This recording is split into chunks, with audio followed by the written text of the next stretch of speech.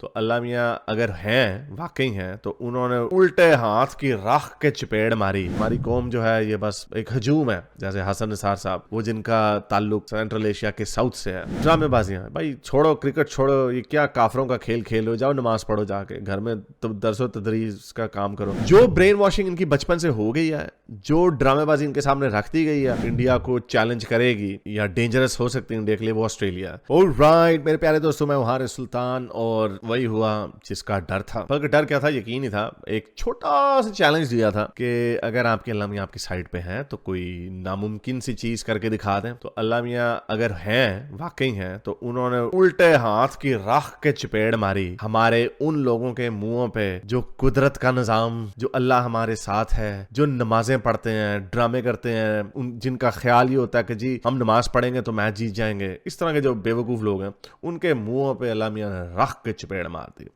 इसके ऊपर बात करते हैं, लेकिन आगे जाने से पहले इस वीडियो को ज्यादा से ज्यादा लाइक करें, शेयर करें, सब्सक्राइब करें। अगर इस चैनल को सपोर्ट करना चाहते हैं तो patreon.com/हारिस पे जाकर पेट्रन भी बन सकते हैं। और अगर कुछ नहीं कर सकते तो आप बताएं कमेंट्स में कि क्यों जब भी मुसलमानों को मौका दिया जाता है कि कुछ साबित करें कि अल्लाह मियाँ आपके साथ हैं या अल्लाह मियाँ हैं, कोई मौजज़ा दिखाएं, तब ये गधे के सर से सींग की तरह गायब हो जाते हैं। तो चलते हैं आज की वीडियो की तरफ। तो न्यूजीलैंड के श्रीलंका को पेलने से पहले खूब शोर मचाया हुआ था हमारे लोगों ने कि जी 92 के वर्ल्ड कप में भी ऐसे हुआ, देखो जी फखर जमान ने छक्के छुके मारे बड़े जबरदस्त, hats off to him, wonderful innings उन्होंने खेली।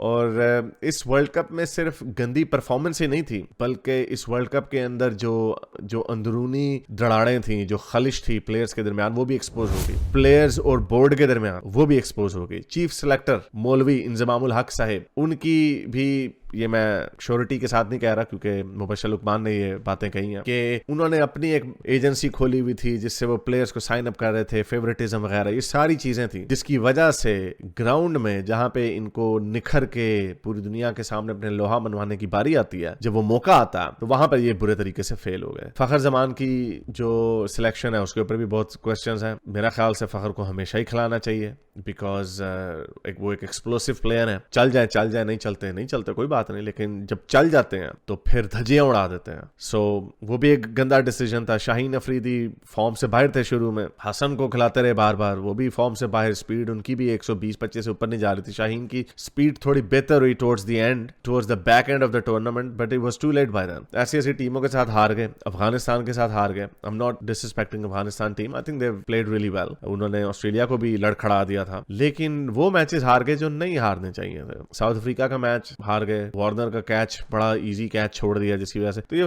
आई नो ये पोस्ट हॉक रैशनलाइजेशन इसको बोला जाता कि जब विद हाइंडसाइट आप बातें कर सकते हैं, लेकिन ऑब्वियसली कहीं ना कहीं तो चीजें गलत होती हैं, कहीं ना कहीं तो गलतियां होती हैं जिसके ऊपर देखना चाहिए। लेकिन मेरे ख्याल से पाकिस्तान को जीतना भी नहीं चाहिए था, बिकॉज पाकिस्तान जिस सूरत हाल से गुजर रहा है, we have to hit the rock bottom ताकि इंट्रोस्पेक्शन का मौका मिले। लेकिन मुझे अपनी कौम से उम्मीद नहीं है। हमारी कौम जो है ये बस एक हजूम है, जैसे हसन निसार साहब, वो जिनका ताल्लुक सेंट्रल एशिया के साउथ से है, वो कहते होते हैं ये कौम नहीं है, ये हजूम है, ये बस एक लोग इकट्ठे हुए हैं, शोर शराबा मचाते हैं, बस that's it, and they expect कि चीजें ठीक हो जाएंगी। तो बेड़े गर्क है। जाहिर बात है, जब हर चीज, मैं हमेशा ये कहता हूं कि जब हर चीज गलत है तो क्रिकेट कैसे ठीक हो सकती है या ये पर्टिकुलर डिपार्टमेंट कैसे ठीक हो सकता है? तो कुछ भी ठीक नहीं है, हर चीज गलत है, हर चीज नीचे की तरफ है और पता नहीं और कितना नीचे जाएंगे। ऑब्वियसली ये मजीद नीचे जाते जा रहे हैं, इट मींस ये बॉटमलेस पिट है और अभी ये रॉक बॉटम इन्होंने हिट नहीं किया। तो जब ये रॉक बॉटम हिट करेंगे तब शायद इनमें अकल आ जाए। हर चीज के अंदर इन्होंने इस्लाम घुसाया हुआ है। वो रिजवान फिर ड्रामेबाजी कर रहा था टी ब्रेक में, वो उसमें ड्रिंक्स में नमाज पढ़ रहा था। ड्रामेबाजियां भाई छोड़ो, क्रिकेट छोड़ो, ये क्या काफरों का खेल खेलो, जाओ नमाज पढ़ो जाके घर में,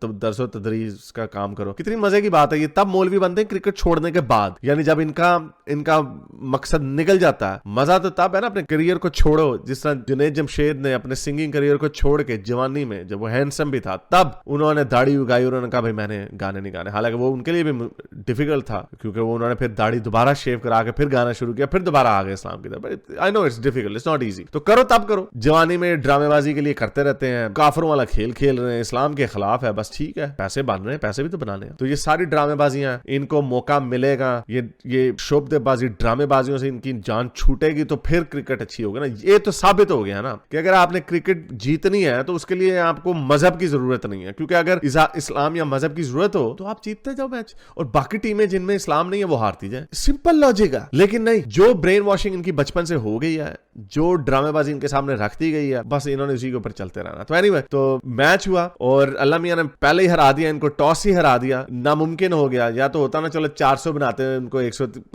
थोड़ा सी कुछ आउटसाइड चांस होना था वो भी नामुमकिन ही था। लेकिन अल्लाह मेरे पहले चपेड़ मार दिया, कहा तुमने टॉस भी नहीं जीतना, इंग्लैंड ने पहले खेलना ताकि तुम वैसे ही नामुमकिन। अच्छा, फिर उन्होंने क्या किया, जो terribly out of form team थी उन्होंने भी आके इनको लपेट दिया, इनको पेल दिया इनको, और उन्होंने आके 337 स्कोर बनाया और स्टार्ट हुआ। अब्दुल्ला शफीक साहब वो भी फॉर्म से बाहर, खैर कॉप्ट अ गुड डिलीवरी, तो मिडिल स्टंप पे पड़ी और लेग स्टंप पे हिट हुई। It was a difficult one two play, वो हुई। फिर फखर जमान साहब ने थोड़ा सा रोकने की कोशिश की, फिर उन्होंने भी टुल्ला मारा। अगेन इट हैपेंस, कभी चलते हैं कभी नहीं चलते, वो आउट हो गए। बाबर और रिजवान ने पार्टनरशिप बनाने की कोशिश की, लेकिन बाबर भी उड़ गए। और फिर I stopped watching because obviously not कि मैं बड़ा डिसहार्टेंड हो जाता हूँ, I think it was boring match. मौलवी Rizwan, I don't even like him. तो फिर मैंने स्कोर देखा तो कुछ 240-45 बनाया, 93 रनों से हार गए। तो ये है इनकी असलियत की, जो टीम आउट ऑफ फॉर्म थी उन्होंने भी इनको पेल दिया। ऑस्ट्रेलिया उस वक्त मैचेस हार रही थी, इन्होंने वार्नर का कैच देके जो टेरिबली आउट ऑफ फॉर्म था उसको भी फॉर्म में ले और ऑस्ट्रेलियन टीम को ऐसा फॉर्म में लाए कि अब वो जीत रहे हैं। अब उनका अगला मैच साउथ अफ्रीका के साथ होना, बड़ा मजा आना। जैसा मैंने पहले बताया कि साउथ अफ्रीका चोक करता है, I don't know this time will they win और नॉट, लेकिन ऑस्ट्रेलिया बहुत डेंजरस है। आई थिंक इन सारी टीम्स में, New Zealand, India, Australia, south Africa में, जो टीम मुझे लग रहा है कि इंडिया को चैलेंज करेगी या डेंजरस हो सकती है इंडिया के लिए, वो ऑस्ट्रेलिया। ऑब्वियसली न्यूजीलैंड और इंडिया का मैच हो रहा है, New Zealand will have a second go at India. Obviously India will be hot favourite, but again New Zealand have been playing good cricket, और कहीं इंडिया लड़खड़ा ना जाए, लॉ ऑफ एवरेजेस उनके रास्ते में ना आ जाए। बट अगर आपने पैसे लगाने हैं तो इंडिया के ऊपर लगाएं, और इधर अगर आपने पैसे लगाने हैं तो ऑस्ट्रेलिया के ऊपर लगाएं। But again anything can happen. As I said before कि these 4 teams are the best teams and they deserve to be where they are. 4 matches हैं, एक तो ये भी इंडिया और आयरलैंड का शायद होना है, आज होना है। Who is gonna watch it, I don't know. लेकिन उसके बाद जो 2 सेमीफाइनल्स हैं, वेडनेसडे को और फ्राइडे को, और फिर ग्रैंड फाइनल। अब मजा आएगा, बिजनेस एंड की तरफ जा रहे हैं, देखते रहिए। उम्मीद करता हूँ आज की वीडियो आपको पसंद आई होगी। इसको ज्यादा से ज्यादा लाइक करें, शेयर करें, सब्सक्राइब करें। अगर इस चैनल को सपोर्ट करना चाहते हैं तो patreon.com/हारिस सुल्तान पर जाकर पेट्रन भी बन सकते हैं। अब तक के लिए इतना, अगली वीडियो तक साइंस हाफिज। अगर आपको मेरी ये वीडियो अच्छी लगी तो मेरे चैनल के मेंबर बनिए, पेट्रन बनिए, या फिर आप मुझे बाय मी या कॉफी में भी सपोर्ट कर सकते हैं।